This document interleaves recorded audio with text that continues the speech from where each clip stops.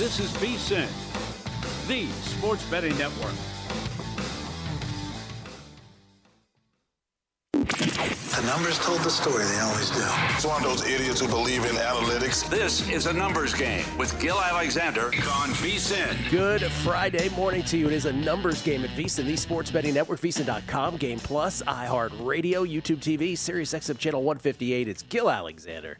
That right there is Dustin Swedelson in for the vacation and Kelly Bidlin. We have located Kelly, though. He's back in town, but he will be back on Monday. Back on Friday? What's that? He came back on Friday? He came back on Thursday. No, that's bad. I said the same thing to him. I said, you got to milk it, man. You got to milk. He's like, no, I had reason to be back. Okay. I don't know what that reason is, but he's got reason. I know what that is. That is, I live away from my family, and I got too much family during the trip. Maybe that could be it. That could be it. I think he went to the Keys, he said. The Keys in Florida, yeah. So he was down there. 3 hours of Caitlin Clark talk today, this morning, ladies and gentlemen. No, I'm kidding. It's not that kind of show. I have thoughts, but different kind of show. Drew Dinsick on Wimbledon here momentarily. Zach Cohen on the National Basketball Association draft, the trades that were made. Obviously, LaMelo Ball at the top of that group. He on Wimbledon as well. World Cup with Chris Felica a little later on. Maybe he's got some Wimbledon thoughts. Paul Carr on the World Cup. And then, of course, the crescendo to Fezzik Fridays. Stevie Fezzik, everything on his mind. He's got bets. Let's put it this way. He has a bet that contradicts one of his earlier bets. So it's going to be a whole betting case study from Steve Fezzik. We'll do that a little later on. First, before we do anything, Carlos Mendoza relieved of his duties as the manager of the New York Mets moments ago. I don't know about moments, but within the last half hour. You have thoughts, sir? Yeah, look, I'm a Mets fan, and I would tell you that Carlos Mendoza is probably not totally at fault for everything that's gone wrong with the Mets. Some of this is he is dying for David Stearns' sins in the way he's organized this team. But when you think about the modern-day baseball manager, Gill, they do not make the decisions on the lineup. They do not make the pitching and matchup changes throughout the game. What is the one element a manager needs to do in baseball today? They have to connect the team.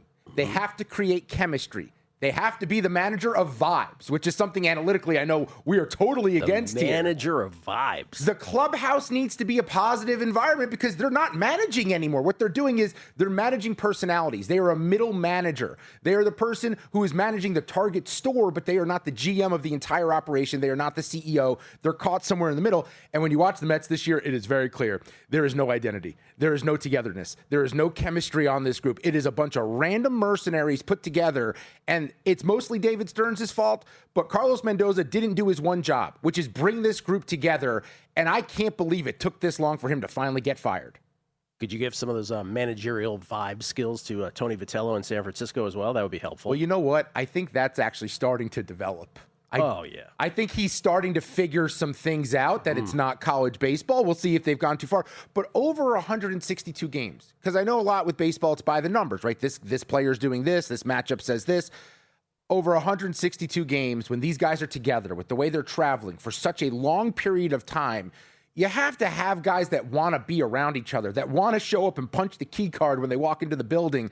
And right now for the Mets, it's been a black cloud all season long. So I think this is the first sign of what's to come, unfortunately, for the Mets, who had high expectations, who were the favorite to win that division, somewhat by default heading into the year.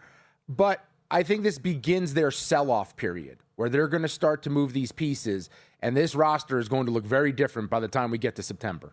The New York Mets, 34-47, as they round the bend exactly at the halfway mark of the Major League Baseball season, 15 games out of first place, behind the first place Atlanta Braves in the NL East.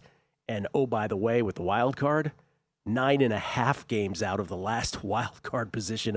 Only the Giants and Rockies are worse in the National League, and the Giants by a half game and the Rockies only by 2 games. That's how bad it's been. Yeah, and I took a little flyer on them like 2 weeks ago to win the National League at 40-1 because I thought the stretch coming up for them made some sense.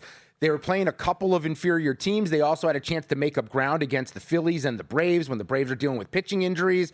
And boy, did they not deliver. Miami with a sweep of them at the end of May. That kind of showed you where this team was heading. They had Cincinnati, where they lost 2 of 3 against the Reds. It's just, they're not a good baseball team. They're not fun to watch either. You know, sometimes your team can be bad, but they're in it. The Nationals, an example, right? The Nationals, they blew another lead last night. You can be a bad team, but you can be fun to watch. There is nothing exciting about the New York Mets. Somehow this team's like a $370 million payroll, and I'm watching MJ Melendez and Eric Wagaman in the starting lineup every day. Make that one make sense. Yeah, can't do that. World Cup today, by the way. Another quadruple header, game 3s of the group stage. Hope everybody was on the Japan-Sweden draw with me yesterday. As far as draws go, not the biggest bang for our buck, but we'll take it. Over $2. It was plus 230-ish, I believe, in the end. Today, again, 3 windows, 2 concurrent games, starting with Group I, France and Norway taking on each other. This is a banger. The winner will finish first. Both will advance. Both are in, France and Norway. They've all clinched, but the winner will be first in the group, the order of which will be determined by the result of this game. Once again, if a draw, France will be first, Norway second, based on the goal differential. France has a 1-up on Norway in the goal differential, so a draw, France will be first, Norway will be second. Senegal and Iraq will try to be one of the third-place teams that advance to the knockout stage. So those 2 games, France, Norway, Senegal, Iraq, begin the day. That's at 3 p.m. Eastern, 12 noon Pacific. The France game is in Foxborough. The Senegal match is in Toronto. I know, their matches. Then it's Group H, Spain, Uruguay, Cape Verde, Saudi Arabia. If Spain beats Uruguay today, Spain wins the group. If Uruguay beats Spain, Cape Verde beats Saudi Arabia. Then Uruguay and Cape Verde would advance with first and second place being determined by goal differential. If Spain and Uruguay ended a draw and Cape Verde beat Saudi Arabia, Spain and Cape Verde would advance with first place being determined by goal differential. That, again, is at 8 p.m. Eastern, 5 p.m. Pacific. The Group H games, the Spain match in Guadalajara, the Cape Verde match in Houston. And then it's Group G, 11 p.m. Eastern, 8 p.m. Pacific, where Egypt wins the group if they beat Iran. If Egypt and Iran end in a draw and Belgium beats New Zealand, Egypt and Belgium would then advance with first place determined by best goal differential. And if Iran beats Egypt, Iran will advance.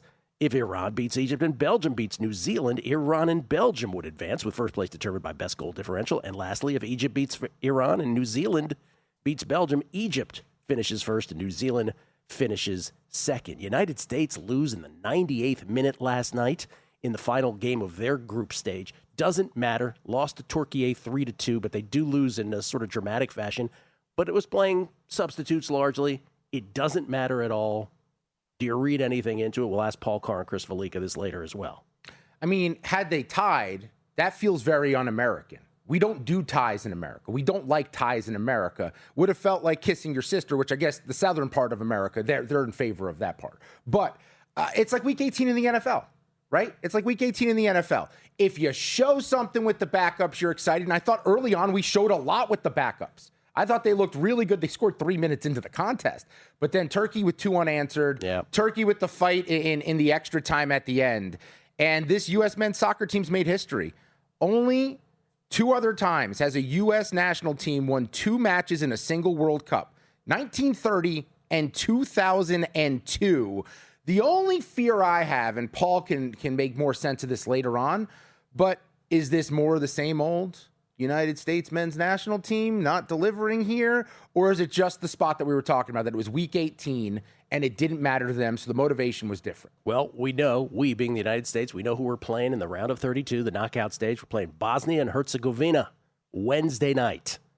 Bosnia-Herzegovina Wednesday night. That's the round of 32 game for the United States. We'll get Paul and Chris's thoughts on that as well. Now, the Wimbledon draw is out. Drew's going to come here momentarily to talk about it. Zach a little later on to talk about it. It was released in the overnight. First of all, by the way, the picks today on the overnight, you didn't miss anything. It was the 9-1 run comes to a halt because apparently Nuno Borges didn't show up to play today against Ethan Quinn. What happened there? That was a terrible call on my part. I'd have to see what happened in that. So Borges loses. We deserved better, though, because Tatiana Maria was up on the hamburger, Yelena Ostapenko, 1 set. And then Yelena Ostapenko, in a rain delay, decided, this is too much rain. I'm taking my toys and going home. I'm going to Wimbledon. So it's a 9-2 run, with the 2 being we were up a set and a break in one of them that we lost. And then in this one, we probably should have had a winning day. Either way, bad call by me on Borges. So a loser, a 0-1. Sorry about that, after a 9-1. Did you just call someone a hamburger? I did. That's my nickname for Yelena Ostapenko. Why is that her nickname? Because I just looked her up, and she is from Latvia, which, by the way, that's where my family's from. Well, I call her the Hamburger, and then Drew has morphed it into the Hamburglar. So she was a Hamburglar to my pick today, as she steals the win from us by walking off the court. But this is kind of, by the way, this is the price of doing business. Late tournament, right before a major, that can happen. That's the kind of thing that can happen. So it's out. Here's the thing about this. We were hoping, this is when the draw comes out and the tournament begins so close to the draw, and we have like one show to wedge in right after the draw. We hope, we pray that quarter numbers come out. They haven't yet anywhere. Not at BetMGM, not at DraftKings. I don't know about the Bet365 folks who have that book. I don't know if you have quarter numbers. I will say this hypothetically, and I'll get into it with Drew here momentarily. But this is about as, men's side, it's Jannik Sinner's tournament to lose. He's in Q1. That's his quarter to win. But Q2 is an interesting discussion with Novak Djokovic, Felix Auger-Aliassime, and João Fonseca. Q3 is a fascinating discussion with de Minaur, Dimitrov, and Shelton. And Q4 is an interesting conversation with Zverev, Fritz, and Draper. And on the ladies' side, I think they're all interesting, especially Q1 with the Hamburger, Ostapenko, Osaka, Kessler. That's the Sabalenka quarter. I think Q2 is fascinating. It's the Coco Gauff quarter. I have a play there. I don't know what the number is. I'm hoping for long odds on somebody, but we'll see. Q3 is the Iga Swiatek quarter, but I will tell you this about Iga. She could lose in the first round to Taylor Townsend. If she gets by a couple, she could win the tournament. That's where she is right now. And then Q4 is the Rybakina quarter. Not sure that's as bettable, but there's a lot of quarters where I think there might be value. Problem is we don't have the numbers yet to actually corroborate that. Drew Dinsick on Wimbledon, and maybe a little NBA on the other side. It's a numbers game at Visa, the Sports Betting Network. You're here because you want an edge. That's what separates listeners from winners. But let's be real, mindset alone doesn't get bets home. Pros win because they've got the tools, the data, and the discipline. And now so can you. Visa Pro gives you access to the same real-time insights the sharps use. No secrets, no fluff, just actionable info that moves markets. Tap the link and see why serious bettors are turning knowledge into profit with VSiN Pro.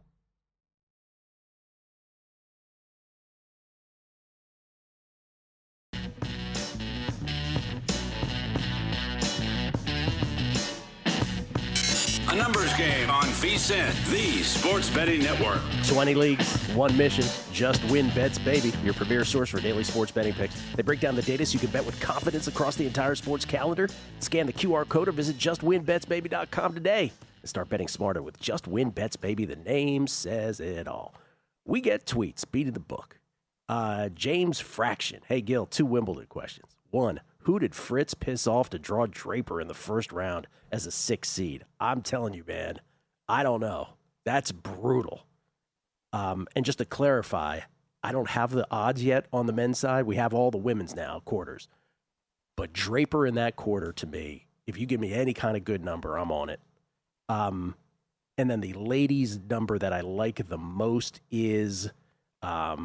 I lost it already. The ladies' number that I like the most is going to be Osaka Q1, 8-1.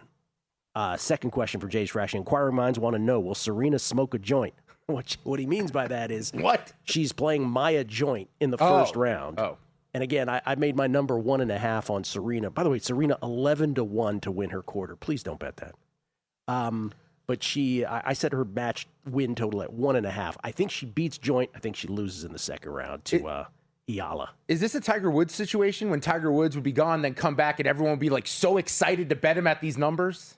Yeah. It's just not real? Well, we'll see what Zach says. Maybe I'm wrong. Chris Heath.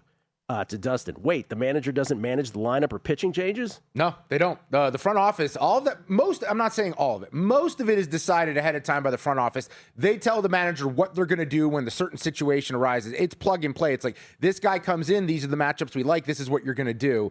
The manager is not really going, you know what, my feeling is this guy's got the best potential here. It's pretty much decided by the boys upstairs. Fluffy Kittens said, why did Borges bother showing up for that match? Clearly was already halfway to Wimbledon and barely present. I agree with you. I have no other explanation for it. Patrick Kelly, happy Friday. Gill says Gill, say all those World Cup scenarios again real fast. LOL. I had to get through it. Trip Tepper. You guys have a lot of listeners in the South. Please spare us the low IQ, lazy stereotypes. Dustin. Sorry, I can't help myself. I am a low IQ individual. That's what we do here. Well, not what I do, not what you do. Don't worry. The South is coming back. They love you still.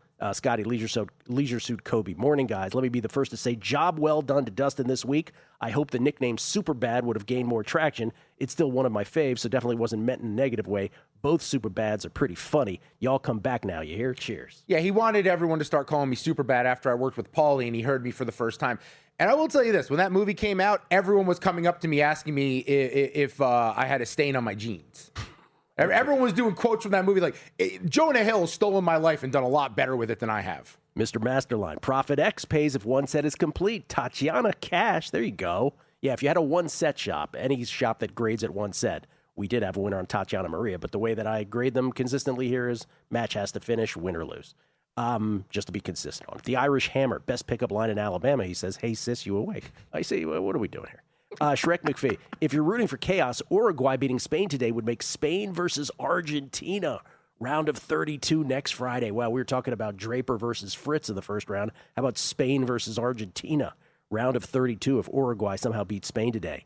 JB, I got ladies' quarters number. Yeah, we got them too. He was talking about C. Yeah, they're up at BetMGM. The women's quarters are up at BetMGM now. Let's see. Danny Burmett. Yeah, don't play 365. They got me this morning on Ostapenko. He said something else, though. He called her something else. Eddie Vegan Runner. The segment with Drew ended like the Sopranos final. Well, I'll tell you what his answer was to my question. He says, I don't know. I asked him, who's going to win it all? He goes, I have no idea. On the women's side, no idea. I thought he was going to say, don't stop believing. Burris bets. Gil, how do you bet tennis consistently when it's very clear some of these matches are being thrown? This sport's integrity is at risk. Yeah, not so much thrown. We ran into it with this Borges match this morning, and who knows, right? But it's, this major is happening, and I don't know this because I didn't see the match. I just saw the score, and obviously after our run, it's like a peculiar outcome. I don't know. And then Ostapenko quitting. It's the price of doing business right before a major, so it happens. Zach Cohen joins us now. We will talk Wimbledon with Zach, but I want to get Zach's thoughts on the NBA first. Zach Cohen joins us now, courtesy of the Progressive Guest Line. You can follow him on Twitter at Betting on X, the glue, part of the glue that holds this whole operation together. Zach, good morning, sir. Good morning. How you guys doing? We're doing well. Dustin, Zach, Dustin, y'all know each other? We're familiar with each other's game, yes. Okay. Yeah. Curious. Zach, you had 24 hours to process the LaMelo Ball trade to the Minnesota Timberwolves. What is your reaction as an NBA hardo to this? Yeah, I still don't think it's like a great trade for either team. I mean, I understand why Charlotte wanted to just kind of move on. They got a decent haul. I know it didn't look like it on the surface for a player of LaMelo Ball's caliber, but they kind of get a reset there with draft picks. They are now in probably the second best shape of any team in the NBA when it comes to having like tradable assets in terms of picks. So that team is going to be able to strike when they see a player that they want. But I don't think that team is going to be any better this season. And I think it was a weird trade if we're kind of framing it through the lens of like this Charlotte team maybe had a chance of entering the top tier in the Eastern Conference next year. Now all of a sudden I think you're taking a minor step back in the short term. So weird from the Hornets perspective, but the Timberwolves, they got better from a ceiling standpoint, and the floor is now much, much lower than it was because Ball is a player that has struggled to stay healthy. They've given up all of their forward depth. They are now going from being a team that would try to like beat you up inside to a team that could beat you on the perimeter. So a completely different team than what we've seen the last 3 years. And it's a team that made the Western Conference Finals in 2 of the last 3 years. So 100% Minnesota, I kind of wrote it at the website, but I think that they are an over team to start next year. But I don't think either of these teams got like markedly better. I so agree with all that. I'm intrigued by the upside of Minnesota, and I just respect the boldness of not running it back with Randall and then some of these other guys, where it's just like you kind of know what the ceiling is. And at least you have some major upside and some fun, and Anthony Edwards can't get double-teamed. That was the second big trade so far of the offseason, though, Zach. The first one was Giannis, and unfortunately for Boston, they missed out on him. Since then, it seems like it's inevitable. Jaylen Brown's not going to be a part of the Celtics next year. The prediction markets don't know where he's going. We've got Kalshi with him at 33% going back to Boston. Some other teams much lower numbers. And then Polymarket doesn't know how to price it. They've got OKC at 50%, a bunch of others in the high and mid 40s. What do you think actually happens here with Jaylen Brown? So I just saw an interesting report from Mark Stein and Jake Fisher saying not to rule out a Jalen Duren sign and trade for Jaylen Brown. I actually really like that. I feel like the Pistons get the score that they need. The Celtics get a nice long-term center that could, impact the team immediately. Because I think Boston's big problem last year was that they had nobody inside that could, guard Embiid or, really impose his will on a series. So bringing in Duren and playing Hugo Gonzalez a little bit more, I would like that for Boston, but I really have no idea where Jaylen Brown's going to go. I guess I'm just like the prediction markets. It's hard to find a spot for him. I mean, there's a lot of teams that make a lot of sense, but for Boston, there's not a lot of trades out there that make you better immediately. There's trades that reset you a little bit for the future and, help you in the long run. But if this is a team that wants to win while Jason Tatum is on the roster, there's not a lot of trades out there. And I also kind of agree with something I heard Zach Lowe say the other day, but don't understand why it's a given that they're trading Brown and not Tatum. Tatum's the one that missed Game 7 last year. I don't really get that. Interesting. Yeah, I have a slightly different take on it. I think Brown is hard to fit in to teams. I was just going around team by team, where would he be perfect? I didn't feel like anything was perfect for him, but I could be off on that. But that Tatum note is interesting because, it's not even even on the table at all, right? Nobody's talking about, well, why wouldn't you trade this guy instead of the other? Jason Tatum coming back from the Achilles injury. Okay, I know you're not a college hoops guy as much as you are an NBA guy, but was there anything in the draft that you were like, okay, I liked that a lot, more than most?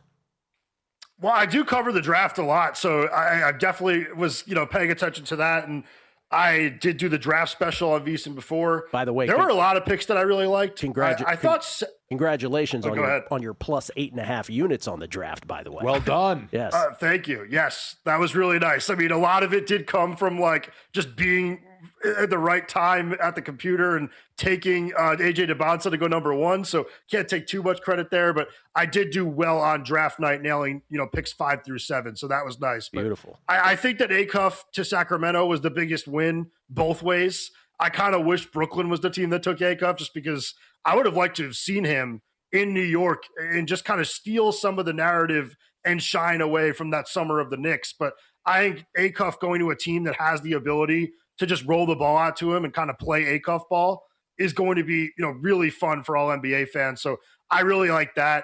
I think that the Pistons did do really well getting Abuka Okori, who is just an electric downhill driver, somebody that's definitely going to help Cade Cunningham right away, probably starting with next season. And I think that's somebody that could be really good in the future. And LeBaron Philon falling all the way, to the Philadelphia 76ers, a team that had absolutely no depth last year.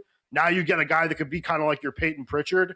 I absolutely love that as well. So I felt like a lot of teams made mistakes in the first round, which was boring. What was the biggest But I think that a lot of teams got better. What was the biggest mistake, you think? I think it was Brown to the Nets. I don't think Brown's going to be a bad player. I just think easy decision for me, at least, choosing between Acuff and Brown. All right. We'll have a little more NBA. Dustin wants to ask you something, but we'll talk Wimbledon as well on the other side. Get Zach's reaction to the numbers on the ladies' side. I don't know if we have the men's quarters numbers yet, but we'll get his thoughts on that as well. As the Wimbledon draw is out, it begins on a Sunday here stateside. Coming back on a numbers game at VSiN, the Sports Betting Network.